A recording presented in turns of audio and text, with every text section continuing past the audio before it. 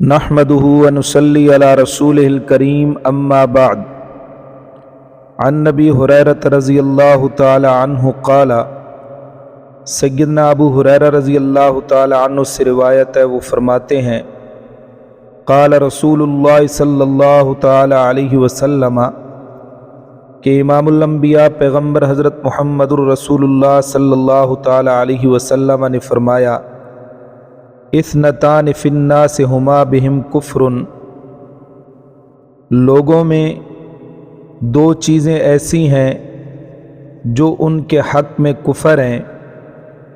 Number ایک الطعن فی النسب، نسب میں تانا زنی کرنا۔ نمبر دو والنیاحۃ علی المیت، میت پر نوحہ کرنا۔ او کما قال النبی صلی اللہ علیہ وسلم، رواہ مسلم۔